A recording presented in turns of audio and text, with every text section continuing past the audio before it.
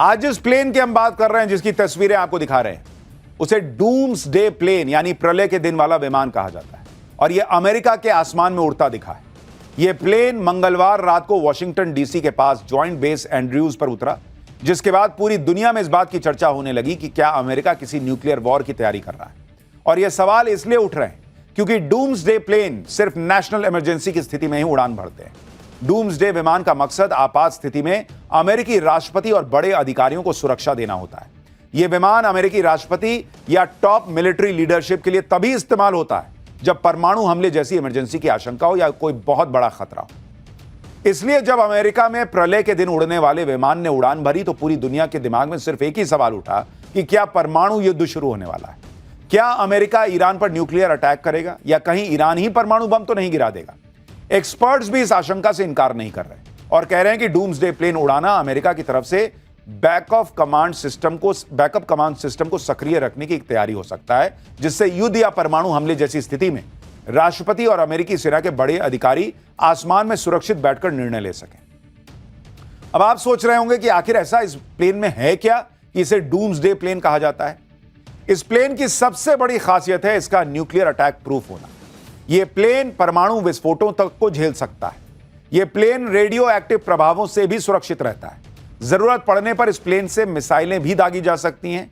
किसी भी आपदा की स्थिति में यह विमान पूरे 1 हफ्ते तक बिना रुके उड़ सकता है और अगर इसका फ्यूल भी खत्म हो जाता है तो हवा में इसको फिर से आप इसमें तेल भर सकते हैं। यानी ये बिना रुके कई कई दिन उड़ सकता है, ऐसा प्लेन है। और अगर न्यूक्लियर अटैक हुआ तो अमेरिका के राष्ट्रपति को बचाने के काम आएगा। ये खूबियां इस विमान के नाम को जस्टिफाई करती हैं क्योंकि यह विमान अमेरिका ने खास तौर पर तबाही के दिन के लिए ही बनाया है कि जब डूम्सडे हो, प्रलय आए तो अमेरिका के राष्ट्रपति को इसमें बचाया जा सके। बाहर से देखने पर यह प्लेन एकदम सामान्य विमान जैसा दिखता है, हालांकि है बहुत भारी भरकम, लेकिन युद्ध या परमाणु हमले की सिचुएशन में यह साधारण सा दिखने वाला विमान अमेरिकी राष्ट्रपति ट्रंप का सबसे ताकतवर बॉडीगार्ड बन सकता है। लेकिन यह विमान सिर्फ अपने सेफ्टी फीचर्स की वजह से डूम्सडे प्लेन नहीं कहा जाता। अमेरिका के पास 4 डूम्सडे प्लेन हैं जिन्हें E-4B नाइट वॉच भी कहते हैं। आधिकारिक रूप से इसे नेशनल एयरबोर्ड ऑपरेशन सेंटर यानी NAOC कहा जाता है। इस विमान में बैठकर अमेरिकी राष्ट्रपति और टॉप मिलिट्री अफसर युद्ध की सिचुएशन को कंट्रोल कर सकते हैं। इस प्लेन में 67 सैटेलाइट डिश एंटीना मौजूद हैं, जिसकी वजह से परमाणु अटैक होने की स्थिति में भी इसका कम्युनिकेशन नेटवर्क काम करता रह सकता है। यह प्लेन साइबर अटैक प्रूफ भी है क्योंकि इस प्लेन का पूरा कंट्रोल सिस्टम मैनुअल है। इसके सिस्टम को हैक नहीं किया जा सकता, ऐसा दावा है। डूम्सडे प्लेन को इस तरह डिजाइन किया गया है कि युद्ध की स्थिति में यह प्लेन वॉर रूम बन जाता है, जहां बैठे बैठे अमेरिकी राष्ट्रपति बड़े सैन्य अधिकारियों के साथ मीटिंग कर सकते हैं, वॉर से जुड़े फैसले ले सकते हैं। इस प्लेन में एक साथ 112 लोग सफर कर सकते हैं। इस प्लेन में 3 डेक होते हैं, जिसमें एक ब्रीफिंग रूम, एक स्ट्रैटेजिक कॉन्फ्रेंस रूम और एक कम्युनिकेशन एरिया होता है। डूम्सडे प्लेन की मैक्सिमम स्पीड ऑलमोस्ट 1000 किलोमीटर प्रति घंटा यानी 969 किलोमीटर प्रति घंटे के आसपास। यह प्लेन एक बार तेल भर देने के बाद बिना रुके 11,500 किलोमीटर की दूरी तय कर सकता है। यानी इस विमान में बैठे अमेरिकी राष्ट्रपति कयामत के दिन से बच सकते हैं और किसी भी देश के लिए कयामत का दिन ला भी सकते हैं। बोइंग 747 को मॉडिफाई करके तैयार हुए डूम्सडे प्लेन्स को अमेरिका की वायुसेना ऑपरेट करती है। साल 1974 के बाद से यह प्लेन अमेरिका के पास है, लेकिन आज से पहले इसे सिर्फ 2 बार उड़ान भरते देखा गया है। जब 9/11 का आतंकी हमला हुआ था, उस वक्त अमेरिकी राष्ट्रपति जॉर्ज बुश ने इसका इस्तेमाल किया था, क्योंकि तब उनको पता नहीं था कि कहां प्लेन घुस रहा है, मार दे रहा है, तो वो इसमें बैठाए जॉर्ज बुश को, हवा में घुमाते रहे। इससे पहले साल 1995 में अमेरिका की आपातकालीन प्रबंधन एजेंसी फेमा ने ओपल तूफान के वक्त इस जेट को यूज किया था और अब अमेरिका के आसमान में एक बार फिर डूम्सडे प्लेन उड़ता नजर आया है। इसमें राष्ट्रपति ट्रंप सवार थे या नहीं, इसकी पुष्टि तो नहीं हो पाई, लेकिन सवाल पूछे जा रहे हैं कि क्या डूम्सडे प्लेन का उड़ान भरना ईरान के खिलाफ अमेरिका के न्यूक्लियर वॉर छेड़ देने का संकेत है। क्या अब न्यूक्लियर बम फटना पक्का है या फिर क्या उन्हें डर है अमेरिका को कि भाई ईरान न्यूक्लियर बम फोड़ देगा। दुनिया में सिर्फ 2 देश है जिनके पास डूम्सडे प्लेन है, एक तो अमेरिका है, दूसरा रूस। रूस अपने डूम्सडे प्लेन को मैक्स डोम कहता है। इसे भी एयरलाइन विमान को मॉडिफाई करके तैयार किया गया। ये रूस वाला डूम्सडे प्लेन है। रूस के राष्ट्रपति पुतिन का फ्लाइंग कमांड सेंटर है। अमेरिका की तरह रूस भी कहता है कि इस प्लेन को न्यूक्लियर वॉर की सिचुएशन में इस्तेमाल करने के लिए डिजाइन किया गया है। रूस का डूम्सडे प्लेन 3 दिन तक हवा में रह सकता है, न्यूक्लियर ब्लास्ट को सहन कर सकता है और किसी हमले का पता लगाकर जवाबी अटैक भी कर सकता है। इसमें समंदर के अंदर पनडुब्बियों से संपर्क करने का कम्युनिकेशन सिस्टम भी लगा हुआ है। यानी अमेरिका और रूस, दुनिया में सिर्फ यही दो देश है जिनके पास डूम्सडे प्लेन है।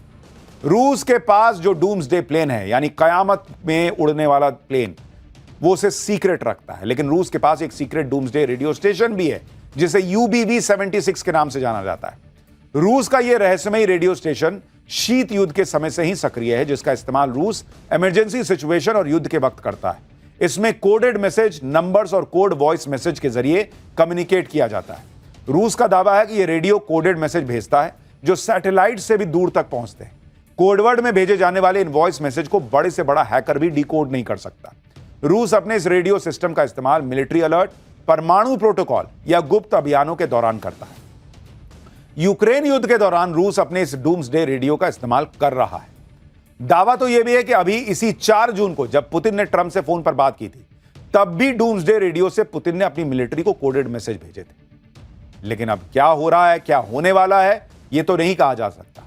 लेकिन अमेरिका के हवाई क्षेत्र में डूम्सडे प्लेन दिखना क्या कयामत के दिन के नजदीक आने का संकेत है?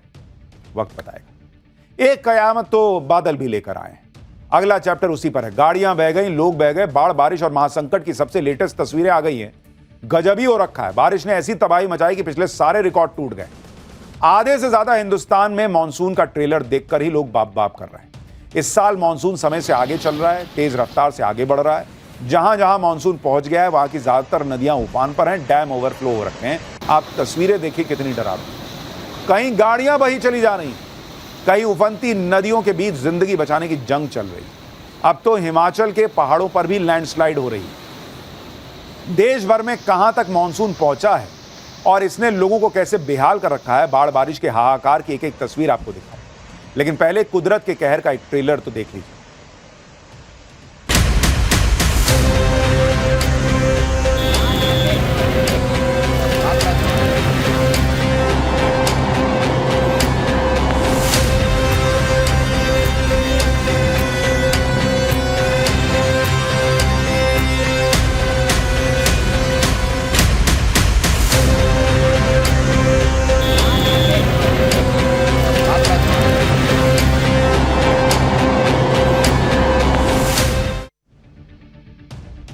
मॉनसून ने जो कहर बरपा रखा है उसका साइड इफेक्ट तो पहाड़ों पर भी दिख रहा है।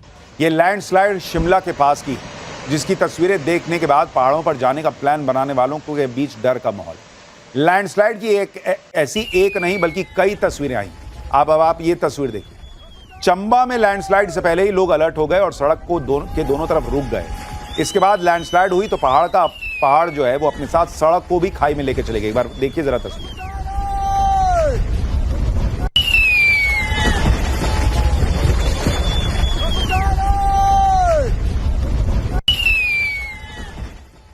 अब सोचिए कोई गाड़ी इसके नीचे आ जाए तो उसका क्या ही हाल होगा। पहाड़ों पर लैंडस्लाइड्स हो रही तो मैदान पर भारी बारिश के बाद नदियां उफान पर। पिछले 2 दिनों में मानसून से सबसे जबरदस्त अटैक तो झारखंड पर दिखा है। तस्वीरें रामगढ़ जिले की हैं। इस इलाके में कुछ देर पहले तक बाजार सजा हुआ था। अचानक दामोदर और भैरवी नदी में ऐसा उफान आया कि दुकानदारों को सामान समेटने तक का मौका नहीं मिला। आप सोचिए इस तरह से नदी जो है वहां पर रौद्र रूप दिखा रही है। नदी के घाट के किनारों पर वैसे तो खतरा हमेशा बना रहता है, लेकिन यहां के दुकानदारों ने यह नहीं सोचा था कि सैलाब इतना जबरदस्त होगा कि दुकान सामान कुछ नहीं बचेगा। दामोदर और भैरवी नदी में आए उफान के बाद की तस्वीर आप देखिए। पानी किनारों को तोड़ता हुआ कितनी दूर तक पहुंच गया।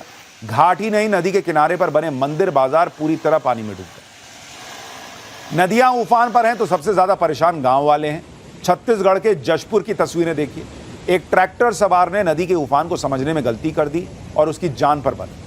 वो ट्रैक्टर समेत पुल के बीच में फंस गया। ये देखिए, ट्रैक्टर ऐसी जगह फंसा था कि आगे पीछे हो ही नहीं पा रहा, वहीं फंसा हुआ है। इसी वजह से ट्रैक्टर ड्राइवर की जान भी बच गई। अगर ट्रैक्टर निकल जाता तो भाई सैलाब में बहने से उसको कोई नहीं रोक सकता। तो अच्छा वो ट्रैक्टर फंस गया। बताया जा रहा है कि ट्रैक्टर इसी तरह कई घंटों फंसा रहा। इसके बाद एनडीआरएफ की टीम पहुंची। कड़ी मशक्कत के बाद ट्रैक्टर सवार की जान बचाकर निकाल पाई। इस वक्त नदियों में ऐसा सैलाब आया है कि गांव वाले भी कंफ्यूजन में। झारखंड के खूंटी की तस्वीरें देखिए। मछली पकड़ने के चक्कर में गांव वाले नदी के बीच में चले गए। नदी का जल स्तर बढ़ा तो उनको अंदाजा ही नहीं लगा कि उनकी जान भी उनकी जान भी जा सकती है। जब तक दोनों की समझ में आता कि पानी बढ़ गया है, तब तक तो दोनों नदी के बीच फंस चुके थे। उसके बाद मछली सोच रही थी कि मुझे पकड़ने आए थे, अब तुम पकड़ में आए। दोनों लोग कई घंटे इसी तरह चट्टान के ऊपर इंतजार करते रहे कि कोई आएगा बचाने। जब इन लोगों ने मदद की गुहार लगाई तो ग्रामीणों ने आवाज सुनी। सुबह से शाम हो गई, तब जाकर इनका रेस्क्यू हो पाया। देर रात प्रशासन की रेस्क्यू टीम मौके पर पहुंची, बोट में रस्सी बांधकर दोनों गांव वालों की जान बचाई। उन्होंने अब फिर कसम खाई होगी कि अब कभी ना मछली खाएंगे। झारखंड में हो रही लगातार बारिश का साइड इफेक्ट पश्चिम बंगाल में भी दिखाई दे रहा है। ये तस्वीरें पुरुलिया की हैं, जहां बारिश तो ज्यादा नहीं हुई, लेकिन नदियों का जलस्तर बढ़ने के बाद शहर के हालात बिगड़ गए। कई मोहल्ले पूरी तरह पानी में डूबे, जिसके बाद प्रशासन की टीम लोगों को सुरक्षित जगह पर पहुंचाने के लिए उन्हें घरों से रेस्क्यू कर रही है। बताया जा रहा है कि बड़ी तादाद में लोगों को राहत शिविरों में भी पहुंचाया गया। और देश भर से ऐसी तस्वीरें आ रही हैं। जो भाई, मौसम अच्छा होता है तो मजा आता है, लेकिन फिर इस तरह की चीजें होती हैं तो दिल घबराने लगता है। अब ये मॉनसून का कहर कब ब्रेक लेगा ये तो पता नहीं, लेकिन हम फिलहाल अभी एक छोटा सा ब्रेक ले रहे हैं।